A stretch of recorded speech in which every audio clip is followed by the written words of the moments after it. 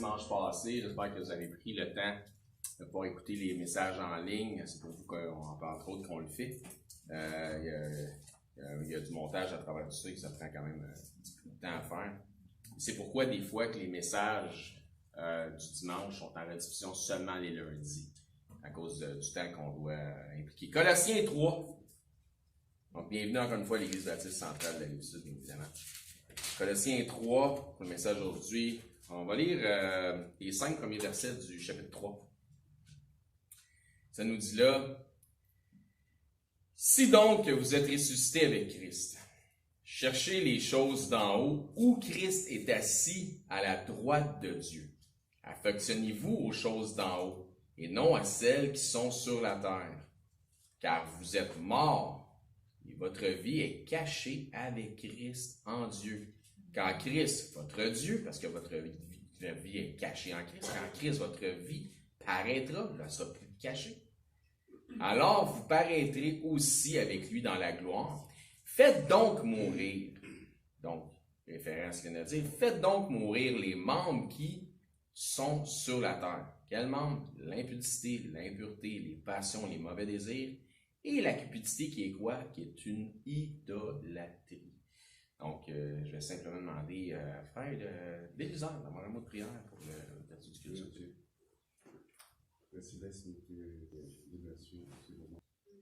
Amen. Merci beaucoup. Donc, le passage commence par « Si donc vous êtes ressuscités avec Christ ». C'est particulier de voir Paul dire à des membres d'une église qu'ils sont ressuscités. Et ce, malgré le fait qu'ils ne sont pas encore morts physiquement. On peut tourner dans Éphésiens 2 si vous voulez, on va aller faire un petit tour là. Donc, ils n'ont pas encore connu la mort physique, mais il dit « Si donc vous êtes ressuscités ». Il y a d'autres passages aussi dans les Écritures qui nous proposent le même principe, justement, dans Éphésiens 2, le verset 1 dit « Vous qui étiez morts par vos offenses et vos péchés ». Si vous sautez au verset 5, ça dit « Nous qui étions morts par nos offenses », donc il répète un peu ce qu'il vient de dire au verset 1, « nous a rendus à la vie avec Christ, c'est par la grâce que vous êtes sauvés. » Donc, on est rendu à la vie avec Christ par le salut, par la grâce. Il nous a quoi? Ressuscités. Ensemble. On n'est pas mort physiquement, mais on est ressuscités spirituellement. Il nous a fait asseoir ensemble dans les lieux célestes. Donc, on a déjà notre position, c'est déjà faite en Jésus-Christ. Donc, il y a deux volets à ce que Paul dit au sujet de la résurrection. Premier volet, en confessant Christ comme Seigneur et Sauveur, nous sommes passés de la mort à la vie. Si donc, de mort que nous étions, nous sommes devenus vivants en Jésus-Christ, c'est donc que nous sommes en quelque sorte ressuscités. Puisque le terme que nous employons pour désigner quelqu'un qui passe de la mort à la vie ou de mort à vivant, c'est ressuscité. Deuxième volet, c'est celui que nous voyons comme étant déjà accompli spirituellement, mais non pas encore physiquement. C'est fait, mais pas fait. Parce que, c'est ça. Vrai? Autrement dit, c'est déjà fait, mais pas encore définitivement accompli. Pour Dieu qui est en dehors de l'espace-temps. Il faut se mettre dans l'esprit de Dieu. Pour Dieu qui est en dehors de l'espace-temps, qui connaît la fin des choses et leur commencement, pour lui qui est omniscient, puis il peut tourner dans Colossiens 2, on va aller faire un tour là aussi, on va tourner proche du passage d'ouverture. Même si ce n'est pas encore arrivé pour lui, c'est comme si c'était déjà fait. Lui est en dehors du temps. Colossiens 2,12. Ayant été enseveli avec lui par le baptême. Oui, on est mort. Puis on a été enterré en plus de ça. Vous êtes aussi ressuscités en lui et avec lui. Par la foi, en la puissance de Dieu. Comme ça nous disait tantôt, c'est par grâce que vous êtes sauvés. Donc, par la foi, en la puissance de Dieu, qui l'a ressuscité des morts. Donc, notre foi en la résurrection de Christ confirme que nous croyons en notre propre résurrection à venir. Ou notre propre résurrection déjà accomplie. Ainsi donc, le baptême par immersion que nous pratiquons ici, par exemple, lorsqu'on a des baptêmes, je parle ici, je parle d'église, hein, ça peut être ailleurs, ça peut être dans une piscine, ça peut être n'importe où, mais ensemble, est justement l'image de sa mort, de son ensevelissement et de sa résurrection. Donc, on fait un baptême par immersion. Paul dit, vous êtes ressuscités, spirituellement ressuscités. La partie à la fois physique et spirituelle de la réception de votre corps glorifié viendra plus tard. Mais pour l'instant, vous êtes passé de la mort. Pour l'instant, vous êtes passé de la mort à la vie. Vous êtes passé de votre nature charnelle et animale à une autre nature qui est quoi? Spirituelle. Là, tu dis, ouais, mais mon corps physique, là, il y a encore une panoplie de besoins, tu sais, charnels, manger, boire, dormir, etc. Je suis encore assujetti, même comme frère Marc disait dans sa prière, on est encore assujetti à un paquet de tentations diverses. On a des attaques, puis ça arrive. Tu sais, c'est vrai que manger, boire, dormir, l'activité physique, par exemple, se laver, hein, ça c'est important aussi, etc., sont des besoins de base concernant l'entretien du corps charnel. Puis il n'y a rien de malsain dans ces choses-là, au contraire. Puisqu'ailleurs, Paul nous dit que nul n'a jamais haï sa propre chair. Mais ça, il nous dit quoi? Il dit, mais il la nourrit et en prend soin. Tout comme Christ prend soin de son corps, qui est l'Église, en la nourrissant par la prédication et les enseignements de la parole, et en la nettoyant toujours par l'eau de la parole, n'est-ce pas? Donc, voyez-vous, même dans ce qui semble charnel et de base, Dieu nous en donne quand même des analogies spirituelles. Manger, boire, se laver. Donc, c'est des choses qui semblent de base. Pour ce qui est de nos diverses tentations charnelles, ça nous dit que chacun est tenté lorsqu'il est attiré et amorcé par ses propres convoitises. Je veux dire, si on n'avait pas de convoitises, on ne pourrait pas être tenté. Ça ne marcherait pas. Mais on en a plein. On en a trop. Ça nous dit aussi que les convoitises charnelles font quoi? Ils font la guerre à notre âme. Ben, les convoitises charnelles qu'on a, nos propres convoitises font la guerre à notre propre âme. Pierre nous exprime dans 1 Pierre 2,11 que nous ne sommes pas d'ici, mais qu'on est de passage. Je vais tourner là. Que les convoitises ne devraient pas nous ralentir.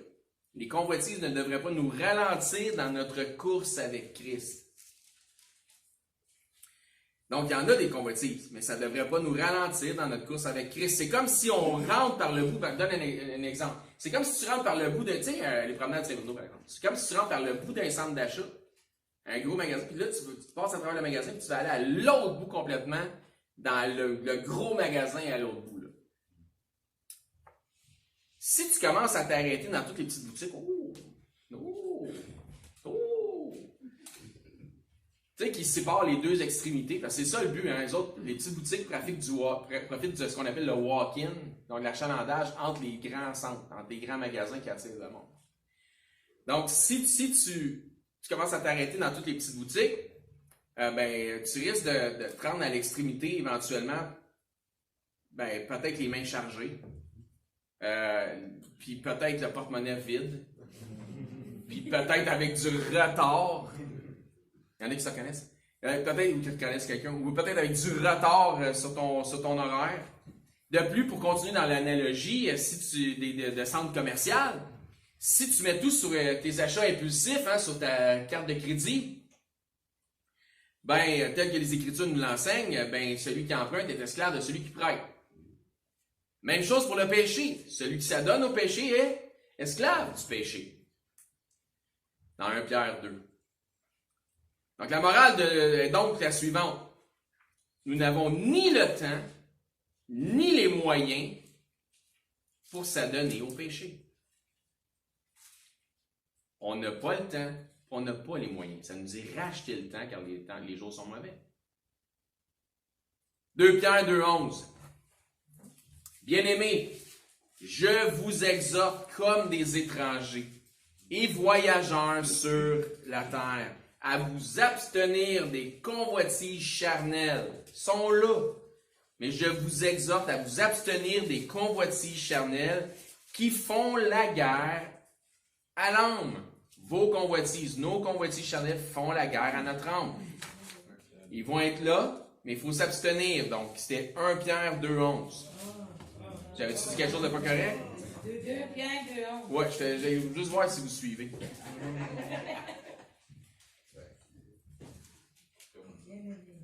On commence ça. Bienvenue à l'Église baptiste centrale. Pierre quoi? Oui, c'est ça, Sam. 1 Pierre 2 Pierre 2,11. Je te l'ai dit, 2 Pierre. Pour les autres, c'est 1 Pierre. Juste pour Sam. 1 Pierre 2,11, Sam. Merci de prendre les notes, Samuel. Ok, je t'aime. Donc, on relit ça ensemble. 1 Pierre 2,11, bien-aimés, je vous exhorte comme des étrangers voyageant sur la terre. Donc, on est dans ce monde et non pas de ce monde, nous autres on appartient au ciel, à vous abstenir des convoitises charnelles qui fait la guerre à l'âme. Nous sommes que de passage. Donc, continue ta course, puis détourne-toi pas. Vous allez voir que les Écritures sont vraiment divinement inspirées, encore une fois, et extrêmement conséquentes. On va regarder un autre passage, mais on va aller dans l'Ancien Testament, si vous voulez aller dans Deutéronome 28. En attendant, Dieu dit quelque chose d'ultra similaire à ce que ça nous enseigne ici dans 1 Pierre, mais à la deuxième génération qui est sortie d'Égypte dans le livre de Deutéronome, Deutéronome 28. Ouais. 1 Deutéronome. Deutéronome 28. Verset 12, la première partie du verset dit « L'Éternel t'ouvrira son bon trésor. » C'est quoi? Le ciel. Qu'est-ce que ça nous disait dans notre passage d'ouverture, dans Colossiens 3.1, je vous rappelle, ça disait « Si donc vous êtes ressuscités avec Christ, cherchez les choses d'en haut, le ciel. » Où Christ est assis à la droite de Dieu, au ciel. Affectionnez-vous aux choses d'en haut, au ciel, et non à celles qui sont sur terre. On continue dans Deutéronome, verset 12, je relis ça. L'Éternel t'ouvrira son bon trésor, le ciel, pour envoyer à ton pays la pluie. Puis je crois qu'il y a davantage que la pluie qui nous vient du bon trésor de Dieu du ciel. Qui vient du ciel. Donc, il y a plusieurs applications qu'on peut faire là. Mais t'envoyer la pluie en son temps et pour bénir tout le travail de tes mains, tu prêteras à beaucoup de nations et tu n'emprunteras pas. Celui qui emprunte, tu disais tantôt, est esclave de celui qui prête. Donc, celui qui prête sera en maître de celui qui emprunte. Tu vas prêter, tu n'emprunteras point. Mais encore, le salaire du péché, c'est la mort, mais le don gratuit de Dieu qui rachète notre dette, c'est la vie éternelle en Jésus-Christ, notre Seigneur, n'est-ce pas? Vous voyez ça dans Romains 6, 23. On est toujours dans Deutéronome 28, verset 13. L'Éternel fera de toi la tête et non la queue. Tu seras toujours en haut et tu ne seras jamais en bas. Lorsque tu obéiras au commandement de l'Éternel, ton Dieu, que je te prescris aujourd'hui, lorsque tu observeras et les mettras en pratique. Et bon, ça que ça vient souvent dans la Bible, se mettre en pratique. Donc, tu seras toujours en haut et tu ne seras jamais en bas. Je sais que ça peut avoir d'autres applications, mais je garde ça avec le fait que ça nous dit de chercher les choses d'en haut. Verset 14, « Et tu ne te détourneras ni à droite, ni à gauche. » Ça, c'est important. Donc, ce que je disais tantôt dans le centre d'achat, laisse-toi pas tenter, on n'a pas les moyens, on n'a pas le temps de sombrer dans le péché. Tu n'as pas les moyens de commencer à acheter à toutes les boutiques. C'est ça l'histoire. Puis tu n'as pas le temps de commencer à magasiner toutes les boutiques. Donc, garde ton objectif bien en vue. Ne te détourne pas dans toutes les boutiques attrayantes par leur marketing trompeur. Trouve-toi pas des besoins, tu n'en as pas de besoin. Hein? Verset 14. Ça nous dit là, en ce que tu ne te détournes ni à droite ni à gauche, et de tous les commandements que je vous donne aujourd'hui pour aller après d'autres dieux pour les servir. D'autres dieux. Et encore une fois, qu'est-ce que ça nous disait dans notre texte d'ouverture? Ça nous disait dans Colossiens 3.5, faites donc mourir les membres qui sont sur la terre, l'impudicité, l'impureté, les passions, les mauvais désirs et la cupidité qui est quoi? Une idolâtrie. Détourne-toi pas. Tu n'as pas le temps, tu n'as pas les moyens, va pas vers d'autres dieux. La cupidité est une idolâtrie. Dieu considère certains de nos péchés comme étant des idoles dans nos vies. Quand tu mets ton péché avant le Seigneur, si tu étais à sa place, tu verrais ça comment? Comme ça. Servir d'autres dieux qui n'en sont pas ou être esclave du péché, c'est pas mal du pareil au même. Tu es esclave de celui que tu sers. Encore une fois, nous devons saisir le fait, c'est un fait, le fait spirituel, que nous sommes que de passage, que des pèlerins. Notre petite vie ici est rien en comparaison à l'éternité qui nous attend. Proverbe 4. Nous devons continuer notre course sans nous détourner ni à droite, ni à gauche, mais en gardant nos pieds dans l'étroit sentier qui mène à la vie éternelle. Et Jésus a dit, je suis le chemin. Proverbe 4, 25. Il y a bien ça.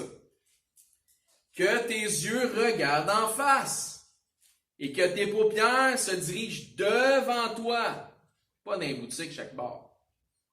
Considère le chemin par où tu passes et que toutes tes voies soient bien réglées. N'incline ni à droite, ni à gauche et détourne ton pied du mal. Nous devons conserver nos yeux et nos pensées sur notre objectif spirituel. On oublie qu'on est pèlerin. On pense que on est chrétien, on sait qu'il y a l'éternité, mais on vit comme si la seule affaire qu'il y avait, c'était notre vie temporaire. C'est le genre de vie qu'on mène. On est pressé de tous les bords, de tous côtés par le marketing du monde. Par le prince de ce monde, qui lui est responsable du marketing. Donc, on doit conserver nos yeux et nos pensées sur notre objectif spirituel, autrement dit, chercher les choses d'en haut et ou s'affectionner aux choses qui sont en haut. Le Seigneur nous parle abondamment des récompenses à venir, n'est-ce pas? Puis ça alimente notre espérance. Il nous en parle même dans notre chapitre d'ouverture qu'on a vu, chapitre 3 de Colossiens. Paul après donc vous pouvez retourner là si vous voulez. Paul, après plusieurs exhortations et plusieurs instructions, d'autres on a lu le verset 1, 2, 3, 4, 5, au chapitre 3, verset 20 dans Colossiens, ça nous dit là, « Tout ce que vous faites, faites-le de bon cœur, comme pour le Seigneur. » Même si ce n'est pas pour lui, ben c'est pour lui pareil. On va y venir à ça. « Et non pour des hommes. » Verset 24, verset 23 et 24, pardon. Okay? Donc, Colossiens 3, 23 et 24. Je pense que j'ai fait une autre erreur là-dessus. J'ai droit à combien par jour? Plusieurs. Parfait. 77 fois 7 fois. Non, non, il faut parler de péché. Ok, merci. J'ai chance d'être là. Verset 24, sachant que vous recevrez du Seigneur l'héritage pour récompense. Servez Christ, le Seigneur. Servez les hommes comme si vous serviez Christ. C'est ça que ça nous dit. Donc, la démonstration de ce qui fait en sorte que nous gardons nos yeux sur les récompenses spirituelles à venir se voit dans notre manière de servir, mais de servir Christ à travers peu importe le service qu'on fait. Comment servir Christ? Une bonne question. Par la foi. Par la foi. Parce qu'il dit, puis tu le fais. Il faut que celui qui s'approche de Dieu croit que Dieu existe et qu'il est le rémunérateur de ceux qui le cherchent, celui qui verse la paye, la récompense. Vous trouvez la référence dans Hébreux 11.6. C'est Dieu qui met en banque nos récompenses. Il est notre rémunérateur. La question est, quand est-ce qu'un chrétien sert Christ? Quand?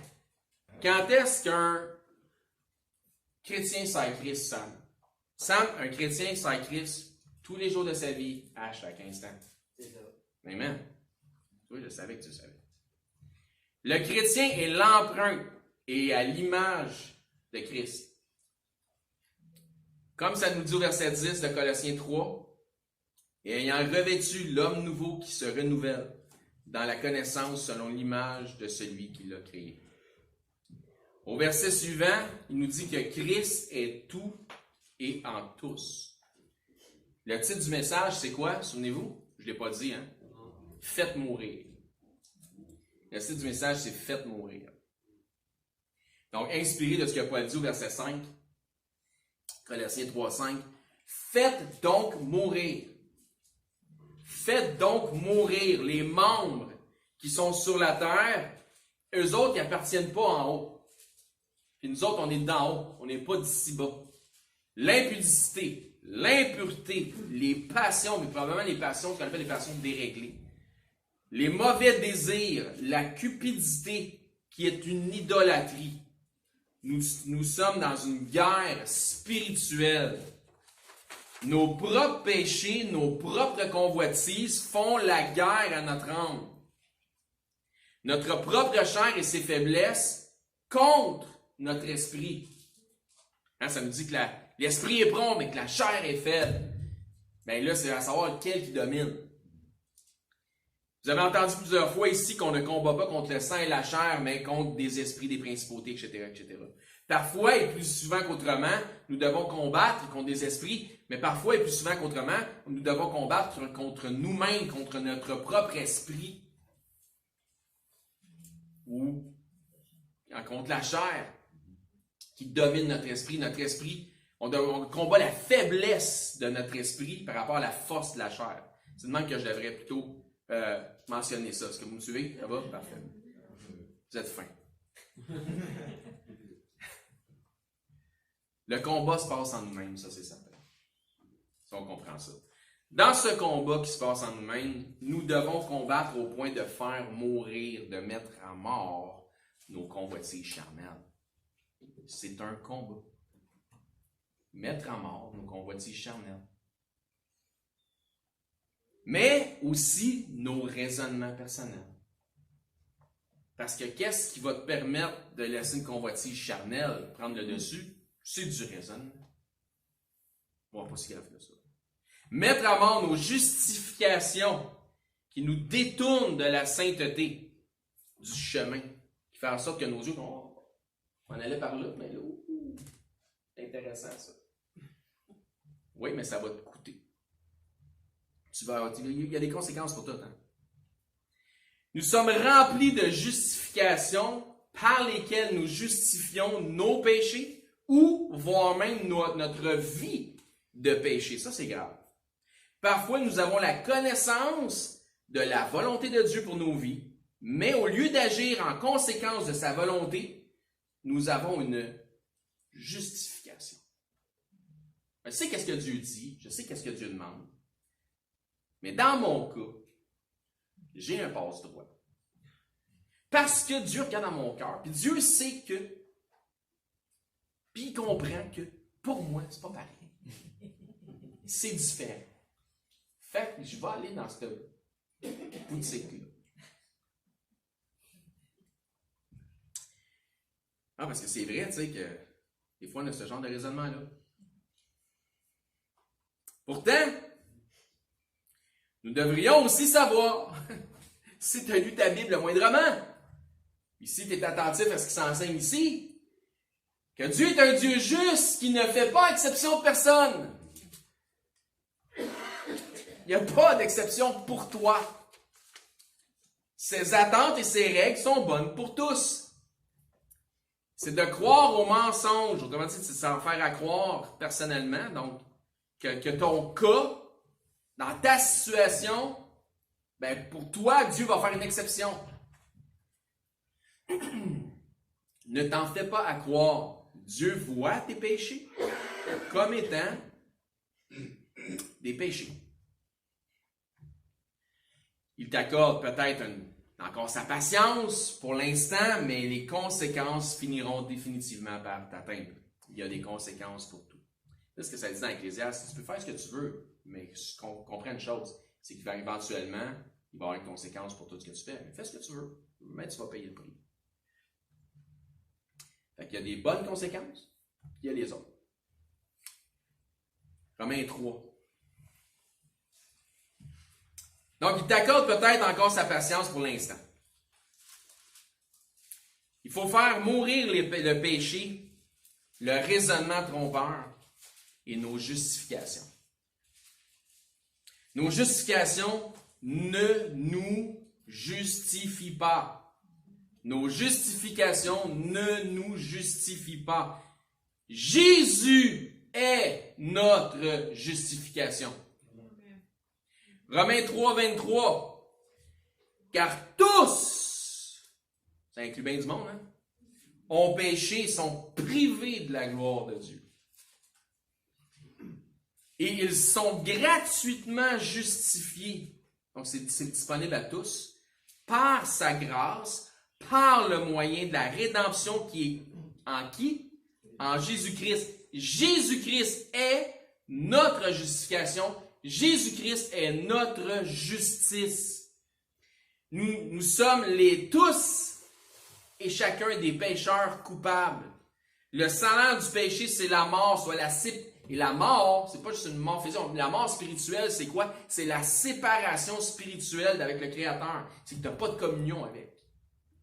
Le don gratuit de Dieu, c'est la justification par le moyen de la foi. C'est la vie éternelle par le rachat de notre culpabilité par Jésus-Christ, par son sacrifice. Donc, encore une fois, le don gratuit, accessible à tous, c'est la justification par le moyen de la foi. C'est la vie éternelle par le rachat de notre culpabilité par Jésus-Christ. Notre nouvelle vie en Christ est la véritable vie. Ça, c'est la vie. Avant, il n'y avait pas de vie, c'est la mort. Tu n'as pas de relation avec le Père. Tu n'as pas de communion avec le Père. Mais par Christ, on a accès au Père. Donc, notre vie nouvelle en Christ est la véritable vie, puisque cette vie rétablit la relation entre l'homme ou femme, ça n'a pas d'importance, que nous sommes et Dieu qui est notre Père. Mais cette vie est aussi une mort. Je prends le temps de vous laisser réfléchir. Ou j'avais besoin d'une gorgée de café. C'est un des deux. Cette vie en Christ est aussi une mort. Qu'est-ce qu'il dit là? Une mort aux choses de ce monde, une mort au péché. Voici, le salaire du péché, c'est la mort. Christ est mort pour nous donner la vie. Christ a souffert de la mort comme étant un sacrifice sur la croix. Nous sommes maintenant à l'image de Christ. Nous sommes donc aussi crucifiés avec lui. Nous sommes aussi ressuscités en nouveauté de vie comme Christ. Retour dans Galates. Galates 2, verset 20.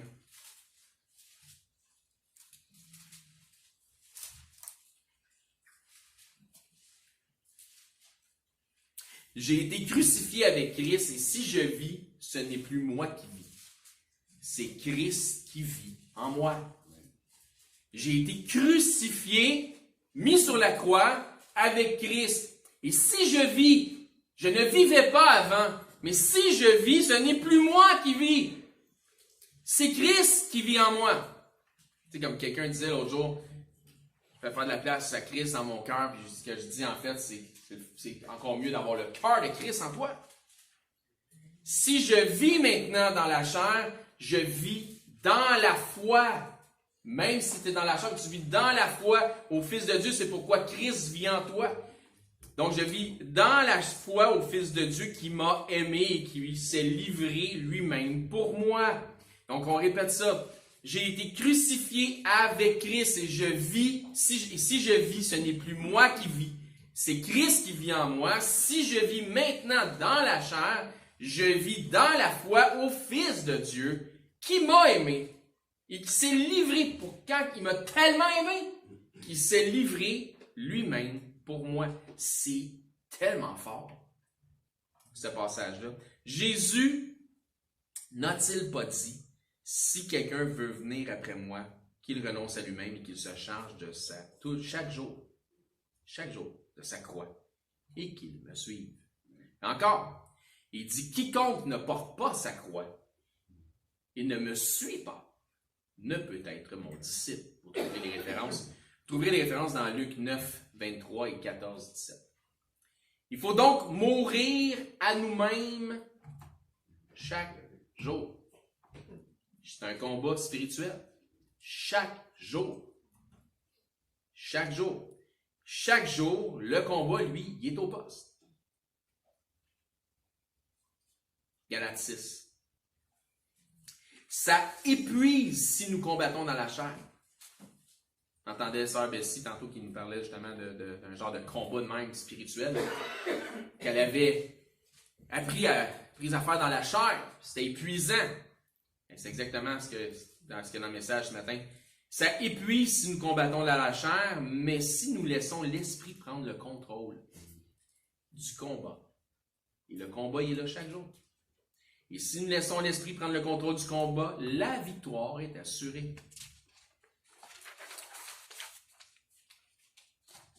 Voici comment Paul exprime le tout.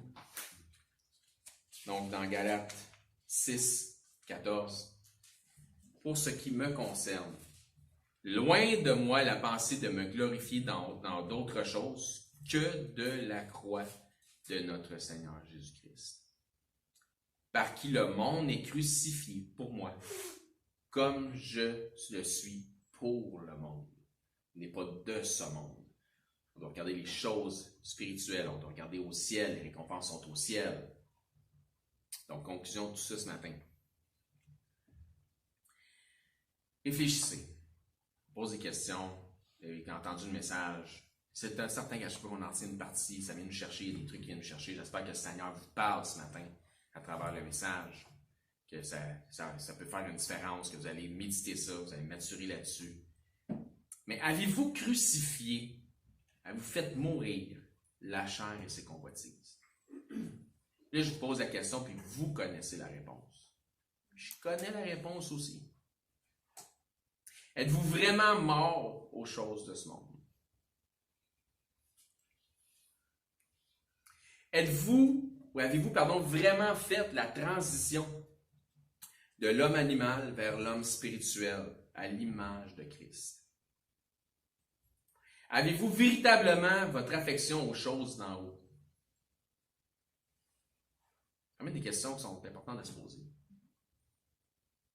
Y a-t-il des convoitises dans vos vies qui font la guerre à votre âme, des péchés que Dieu pourrait identifier comme étant des idolâtries?